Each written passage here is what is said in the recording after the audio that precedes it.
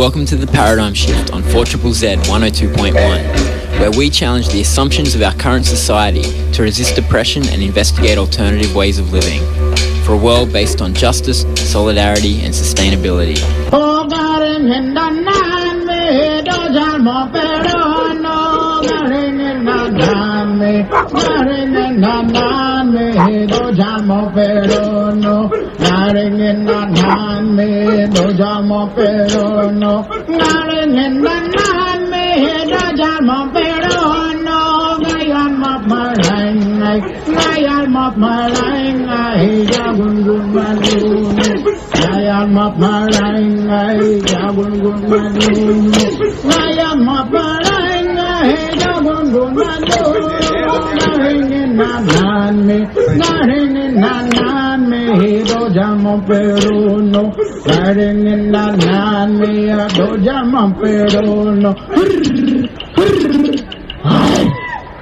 Welcome to the Paradigm Shift on 4ZZZ 102.1 FM. It is your local community radio station. My name is Andy. I'll be with you for the next hour, and we are broadcasting on Yagara and Turrbal country. And today on the show, we are going to be delving into a classic episode, though it is a favourite topic of mine and one that I think is quite pertinent, as we'll get to later. It is about working less, and one of the reasons I've been able to make radio on 4ZZZ, this show and other things for the last almost a decade and a half now, is the fact that I have only ever worked part-time during that time to leave space for the work that I really love doing, the tasks of passion and of necessity as well, you know. We've got a whole world to change. It's hard to do it if you're always stuck on the grind for the dollar. And so, yeah, I think that it's very valuable working less. And so I recorded this interview back in 2021, but not too much has changed then. And so I'm happy to play it again. And it's topical because it is May Day, which you will probably remember because it's a long weekend, you get a day off work, but also you should remember because it's a very significant political day commemorating the struggle for the 8-hour workday, and of course all other workers' struggles for workplace safety, better pay, working conditions. But the one that we're going to focus on is that original struggle for which May Day is commemorated. It does commemorate the deaths of who we call the Haymarket Martyrs, 8 people who died on the 1st of May 1886 after being set up by the police in Chicago, USA. They were union activists agitating for the 8-hour day, and it's, 130 years or so on, and so I think it's time to pick up where they left off and say, maybe we're working too much. That was what they said back then, and it's hard to believe that all this time on, that we haven't reduced the amount of time that we're working, and in fact, a lot of the time people are working more, unpaid overtime. There's all kinds of wage theft going on, and now we've got the gig economy and the precariat where people have worse working conditions in some ways than they would have back then, which is just mind-blowing. And so on today's show, I'm going to be talking about the potential to work less, and I interviewed Adrian McMahon, who had written an article about reducing the working week to 4 days, and I was very interested in it, and so we spoke to him. And also I'm going to play a well-known American anarchist writer, David Graeber, who died in 2020, but one of the last books that he wrote was called Bullshit Jobs, a name many of us will resonate with, because maybe a lot of us have worked a job that we knew was bullshit, but we had to do it anyway. And so I'm going to play a little speech by David about the book. And look, working less is a cause that I'm very passionate about. I'm going to tell you from experience that for the early part of this year, I did quite a bit of paid work, and it's not good. there's so much of life that we miss out on if we're constantly spending our time working. And one of the main reasons that I believe we should work less is that I think wage labour is a terrible waste of human capacity. I'll talk about that more later on in the show, but suffice to say for now, I am a big believer in working less. I have occasionally in my life worked full-time, but for most of my adult life, I've managed to get by on a couple of days of work a week, paid work, and the rest of the time is mine to do what I want, and I've been very grateful for that, and I do recommend it.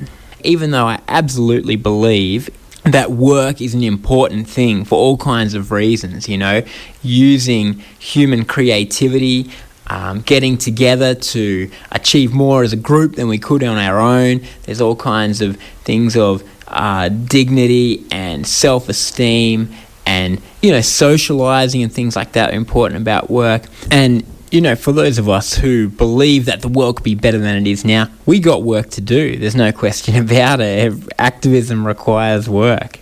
But today on the show, we are talking about reducing the working week permanently. And I spoke with Adrian McMahon. He is a public servant in Victoria, and he wrote an article on the website of sort of left-wing think tank, the Fabians, about the 4-day work week.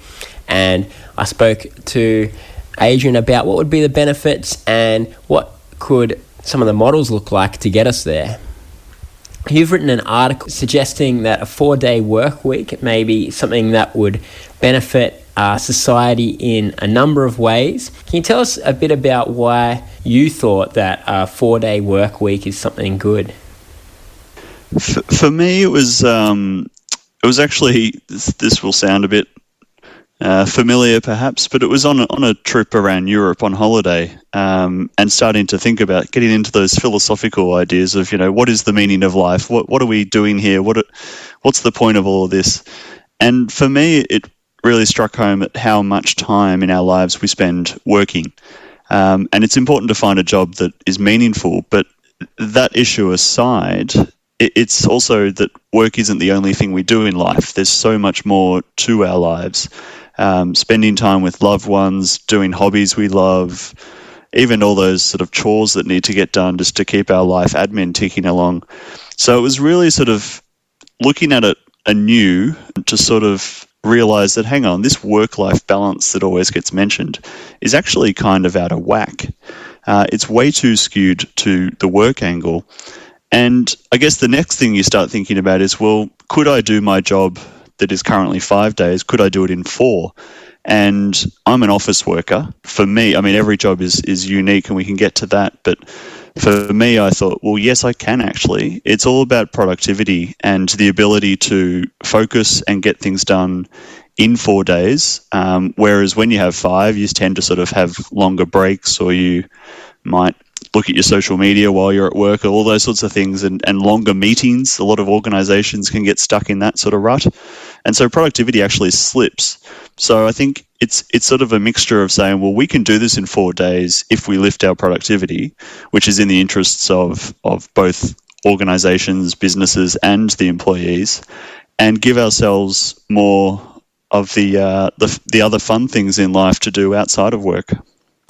There have been a number of people say this, that actually productivity doesn't drop when you go down to 4 days. But I think there's also another aspect of a shorter working week where it's not necessarily a matter of productivity, jobs where somebody has to be at work, that actually we have a society where there's a number of unemployed people, underemployed people, and it's a way of spreading the workforce around a bit more if the work week is shorter, and it could be in that way like a solution to some of the problems of inequality. Absolutely. Yeah, we have two issues in our society. We have people who are overemployed and people who are under or unemployed. And that's, again, comes down to that balance that we seem to be out. Some people complain about having to do 50, 60-hour weeks, whereas others are struggling to find a job at all or enough hours in any job. So, yeah, there's many industries, retail, hospitality, the care industries, those industries are 24/7 or close to. They're definitely not 9 to 5, Monday to Friday, like sort of office workers. So in those instances, you can increase the amount of people who are employed by that organisation. So that's a tricky one, because the response from a lot of businesses then will be, well, I can't afford to bring on someone new. So that's where governments need to come in to support businesses to be able to make that transition, and recognising that, why would a government do that? Well, it's because it's in the broader societal interest. In your article, you suggest that it might also address the income inequality between, I guess, the ownership class and the working class. Yeah, it's tied into that. And what was one of the examples was the movement in salaries in recent years, and it was a US study, but it's broadly similar across the Western world, that in sort of the last 30, 40 years, the average wage of a worker increased by about 10%, but the salaries for CEOs increased by around 937%. So you can see where the money's been going. So it's a different topic from reducing the work week, but it's obviously very related. It's again about that balance of saying, well, the people at the lower end of the wage continuum are overworked but underpaid, and surely we can balance this out to be a bit better. So people are getting paid appropriate wages for the work they're doing, but they're not having to slave throughout the week just to get the odd buck thrown their way. And the other aspect that you mentioned is the health benefits that we might get, mental health benefits, as well as physical health from more rest for people doing physical labour jobs, but also the kind of mental health that comes from people being free to pursue their passions, their leisure, to be around, to look after their kids, do the things that make for a holistic health. Yeah, the pilots that have occurred so far around the world in reducing the work week have studied the productivity during work time. But the big question mark, and for me, really exciting potential, is the health benefits, and it's very hard to calculate what they could be. So, as you say, it's both physical and mental. From a business or organisational perspective, the pilots so far show that people are less likely to take a sick day. So from their perspective, they're making money because the employee is more likely to be at work. So that comes back to the productivity. But if you then switch it to the worker, that exactly if they are working 4 days instead of 5, their work-life rest balance is better. They don't feel the need to take sick days because they're not being burnt out from their work. And that has both physical and mental health repercussions. They're able to do things that they enjoy outside of work. More people are employed, if we go back to the previous question, so therefore they're feeling more comfortable and safe and secure in their life because they've got a secure job. It's an unknown, but it's very exciting. Like, it's impossible not to see the enormous positive value out of this. Making that balance between work and life is only going to make people feel better and actually be able to then improve that.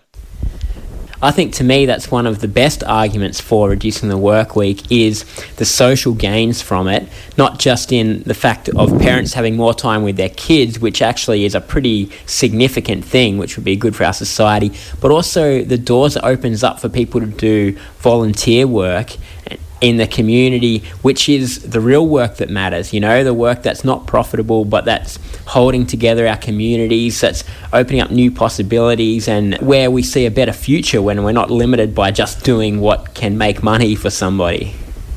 Absolutely. Volunteering, I read the other day that unfortunately with COVID, volunteering rates have gone down in Australia, and we know how important that is as whatever volunteering you do, whether it's at a soup kitchen or down at your kids' local cricket club, wherever the volunteering happens, it's such an important part of our society. These are the sort of things that, can build community and really keep the place sort of moving along, because not everything can occur from an employed person. We do need and we rely on volunteers to get things done.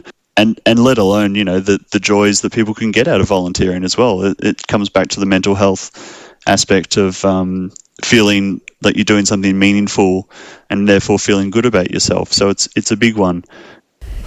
You've mentioned COVID there, and it's interesting. COVID's been probably one of the biggest shifts we've had in the nature of work in a long time, with people working from home. Do you think that that's opened up avenues for people to think about changes like reducing the work week?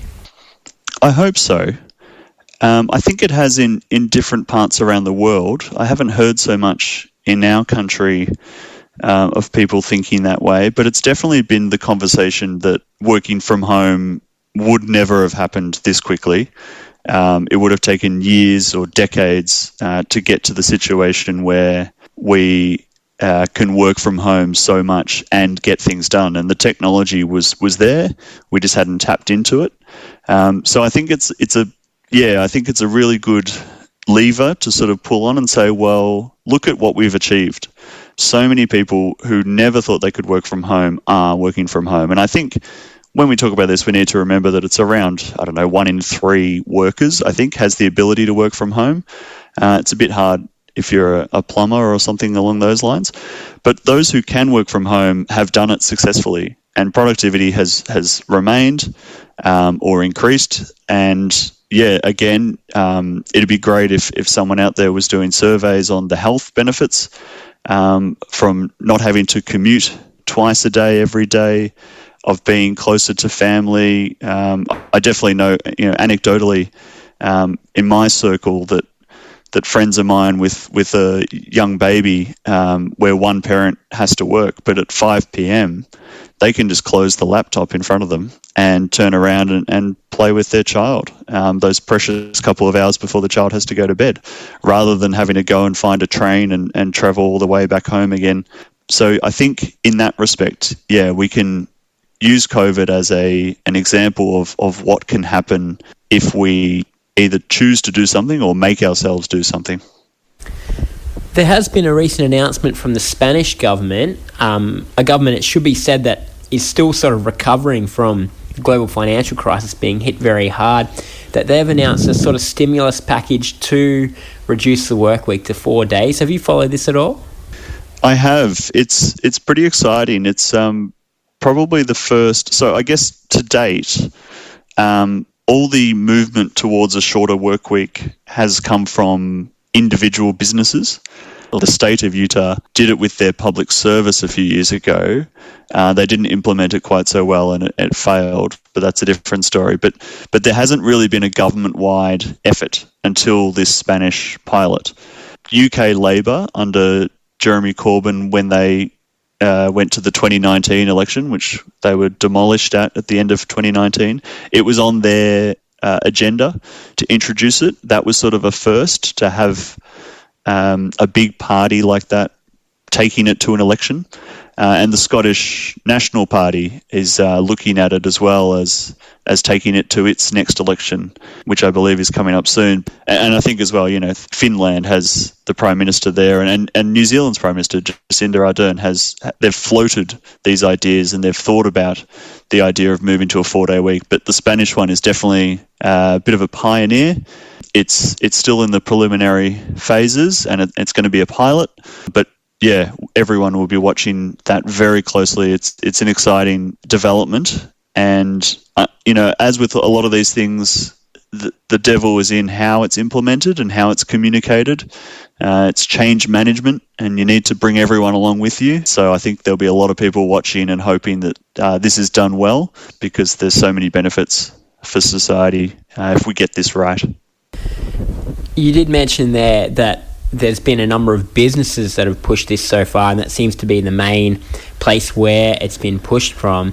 Should we be a bit suspicious of businesses pushing this, considering already the rates of unpaid overtime that goes on? There was one business I saw that sort of had this punishment: if productivity went down, you didn't get the extra day off. Is this something we should be wary of? Yeah, I haven't heard that, but that's definitely bad practice. And I think that's the risk when this isn't being regulated yet by any government. So it's individual businesses just taking it on their own. So you're going to get good examples and bad examples. In New Zealand, it was 2018, I think. Perpetual Guardian was the name of this business. They write wills and look after sort of legal aspects of that sort of world. And they did a pilot or trial for a few months, and it proved to be successful. They've implemented it. It's 100% pay for 80% of the work time, and it's permanent. They're not going to backtrack if people aren't achieving the same productivity. In fact, they found that productivity had increased, and people were less likely to leave the agency. Morale was higher, and all those sorts of positive developments. So a good business like that can show how this is done. But absolutely, yeah, if it's not regulated, then there's nothing stopping individual businesses from using this as a bit of a carrot and stick, which is not ideal. That's not going to relieve the stress of employees. It's going to add to it. But it's not necessarily a bad thing that the businesses employ a bit of flexibility, whether they all decide to have one day off together, or whether half the office have a Monday, half have a Friday. And at the moment, well, some businesses can cut to 4 days, but they compact the hours. So employees might have to do 9 or 10 hours on those 4 days. So it's still a 40-hour week. It's just over 4 days. So there's a lot of different moving parts at the moment. So yeah, unfortunately, there will be bad examples which, could bring the idea, can get marred by negative sort of publicity from businesses like that. So need to be very careful. And there's different movements, especially in the UK and out of New Zealand, loosely tied with the union movements that are sort of trying to provide that best practice and help other businesses achieve a proper transition to a reduced work week in a way that benefits both businesses and employees. So I guess that is the big question then of how do we get there? You've mentioned unions there. Of course, when we talk about the 8-hour day, the unions were the driving force behind that. The government was very slow and resistant, and so was business. Do you see unions as a key to doing this, or how do you think that we can get to a point where there's a widespread shorter working hours? I think unions have to be involved. They have to be leaders. But the union movement is very different from 100 odd years ago when the 8-hour work day and the 5-day week came in. I know from what I've followed of unions in Australia that they have so many other fronts that they're fighting on at the moment. And if you listen to the Labor Party, it's sort of a pitch of secure work and higher wages, and they're sort of the two main things. And then there's issues of wage theft and a whole bunch of other individual IR issues that come into play. So unfortunately, reducing the work week hasn't quite hit the radar of unions at the moment in this country. But in the UK, as I said, that has become a movement and a big part of the union movement, and it filtered into the Labor Party under Corbyn.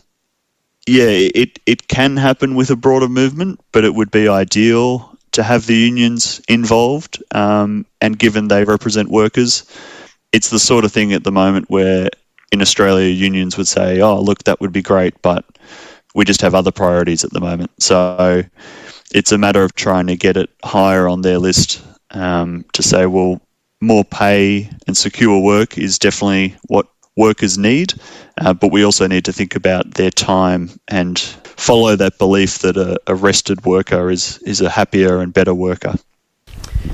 So if the unions aren't there right now, what other options do we have? I mean, individual workers could potentially negotiate shorter working hours. Are there other things? Is the Labor Party or the Greens or something an option? The Greens had it on their agenda for the 2019 election, but I couldn't say it was memorable for something they were standing up for. It wasn't one of their frontline policies. I think Labor is a bit vaguer at the moment, but looking at the idea of flexible working, but that sort of ties into working from home, as we've seen under COVID. But I think it'll come from, I guess, three areas.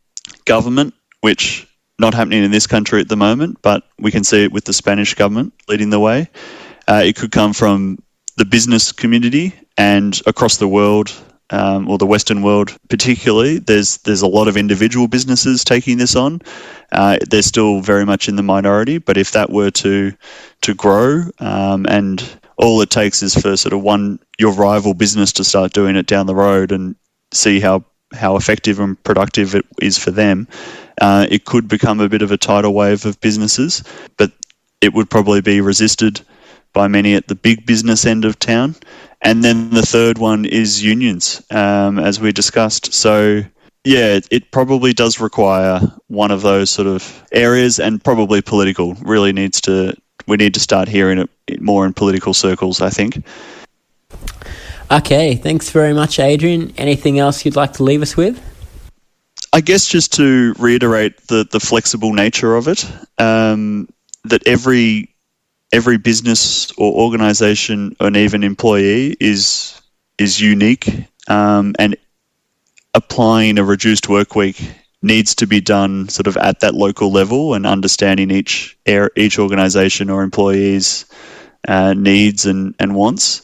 It's not a one thing across the board. So the big sort of selling item, I guess, is to talk about the 4-day week, but that is very much sort of the marketing or the way to capture you in, to get you thinking in that respect. But it doesn't necessarily mean let's chop off Fridays and add that to the weekend. It's a very flexible, dynamic environment, and I think we just need to examine the different ways that it can be done, so we can focus on that end goal of giving employees more time to do other things in life, and to give employers better workers who are more rested, and to make those positive impacts in society in relation to health, and a better balance between those who are overworked and unemployed.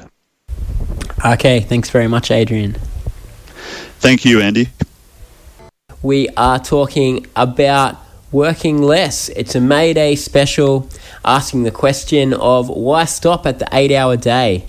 The movement for the 8-hour workday, which is commemorated in May Day, of course, in Australia, it actually predates the sort of Haymarket protests that we commemorate on May Day. Australia was the first place in the world.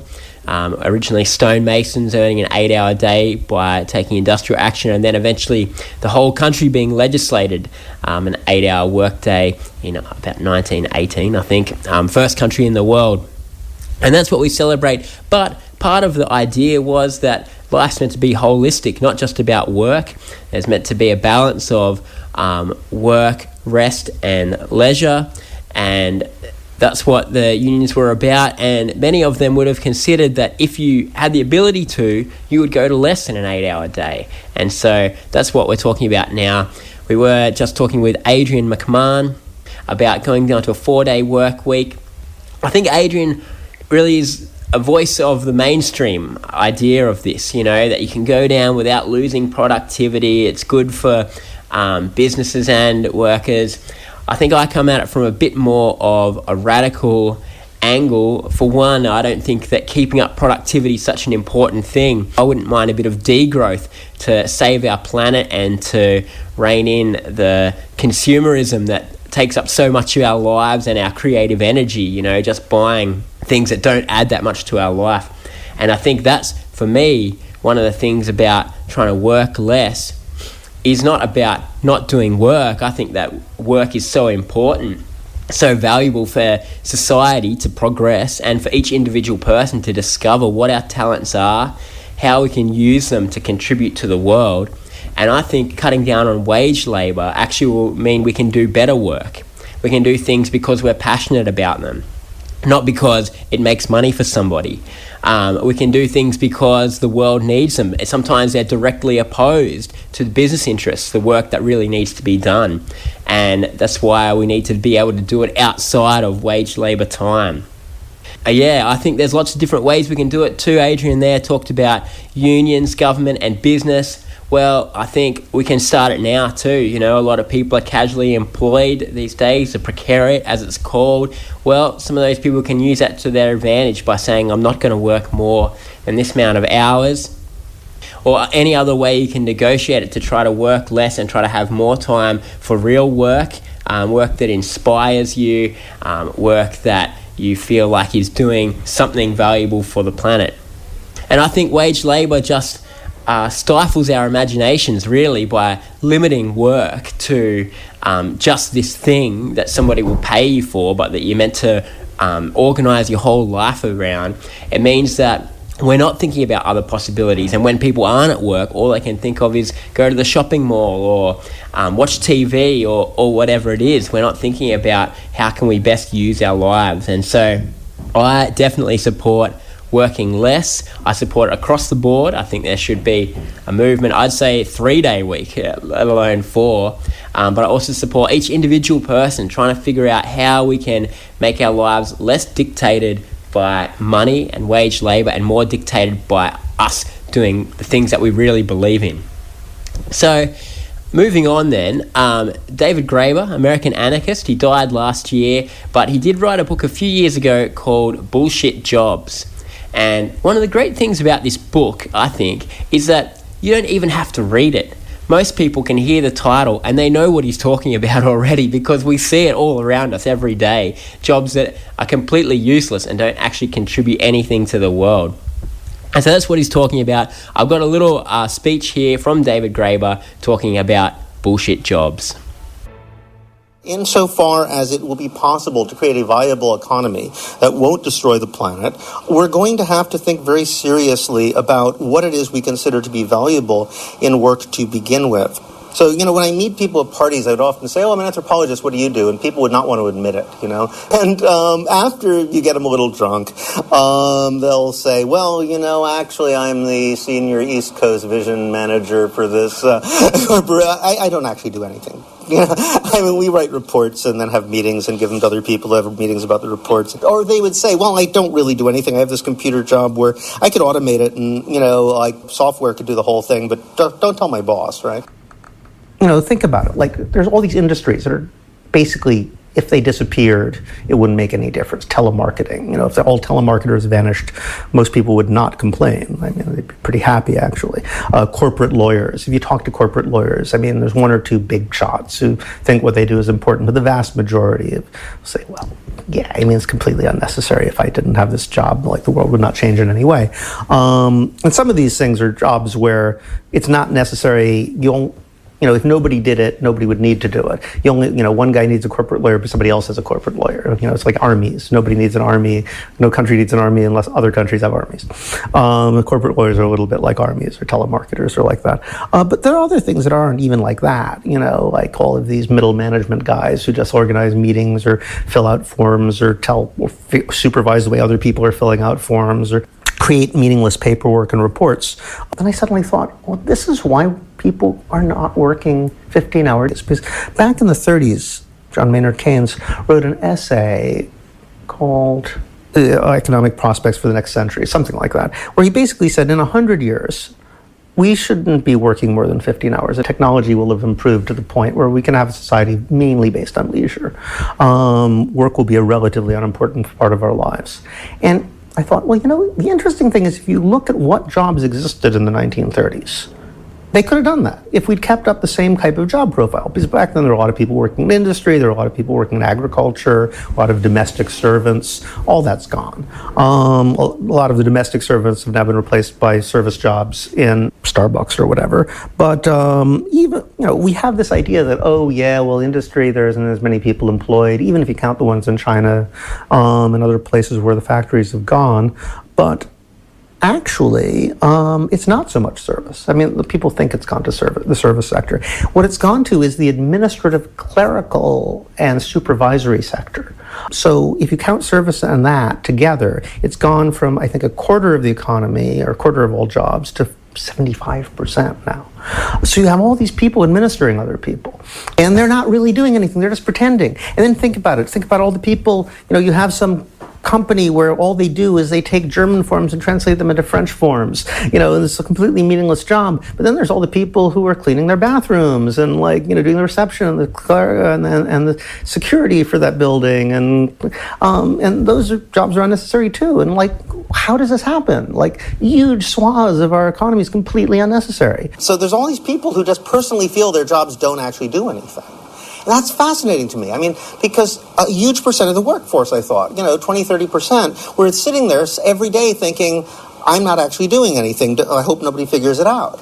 I mean, what does that do to the collective soul? I mean, how could you have dignity in labor if you purchase? Like, how is it? Especially, you can see how in the Soviet system they're making up jobs to keep everybody working or looking like they're working because they have a full employment ideology. Capitalism is supposed to be the opposite. A private firm should not be hiring people who don't do anything, but it's happening all over the place. So I tried to figure out how it happened. I realized it has to do with our ideology of work. It's one of the real impediments towards creating any kind of sane society, is that, in the 19th century, social movements are actually quite successful in inculcating a labor theory of value. And it was an industrial-based, labor theory of value. It took the factory work as a sort of primary idea of work. But people really believed it. But it was very flawed because it was very androcentric. It had to do this ideal of productive male factory labor as this kind of paradigm for all work. And as a result, it was kind of easy to attack, so that suddenly you have this counteroffensive in the 20th century where this idea is replaced by the notion that productivity comes from the brains of entrepreneurs and you're just a bunch of robots sort of carrying out their commands. So then the question became how to validate work. So they really pushed this originally Puritan idea that work is just valuable in itself. It doesn't have to produce anything. It's just, if you're not working at something you don't particularly like, you're just a bad person, work shapes character. So in a perverse way, the uselessness of the work actually became a virtue, because anything that made the work fulfilling sort of undercut that disciplinary role of work. And this is the way people think nowadays. That's how you have these corporations that don't feel they have to pay people to do art or translation or, anything that you might do because you actually have some interest in the subject, but are willing to shell out all this money on corporate lawyers and strategic vision coordinators and people like that. So I think that the only way to shift this is we really need to move toward a new idea of what is valuable in labor. But I would suggest a labor theory of value that starts with women's work, carrying labor as the paradigm. During Occupy Wall Street, we had this webpage called the We Are the 99%, where people could talk about their life situation and why they supported the occupations. 80% of them were women, and even the men were almost always in caring professions. They were teachers, or they were, just doing social work of some kind, or they were in medicine, but they all had the same complaint. I want to do a job where I care for other people and benefit them in some way. But if you want to do that, they'll pay you so little that you're in such debt you can't take care of your own family. So I almost thought of this movement as the revolt of the caring classes. So I think we are at the brink of a reformulation of what work is and what is valuable about it that could really lead to a reformulation of how we organize everything, what we think production even is. Production is ultimately the production of people. Production of commodities is a secondary moment which enables us to produce people that we'd like to have around. That's what life is really about. That is David Graeber. On his book called Bullshit Jobs, and the amount of time and effort and money that goes into doing useless labour, another reason to consider why we could all work less. And that is what we've been talking about on the Paradigm Shift today. I hope that the show has made you think about the idea of working less and what it means to really do meaningful work, and how we manage to do that in a society dominated by useless or sometimes actively destructive wage labour. I hope you have enjoyed today's classic episode of The Paradigm Shift. I will, of course, be back next week, same time, same place on your radio.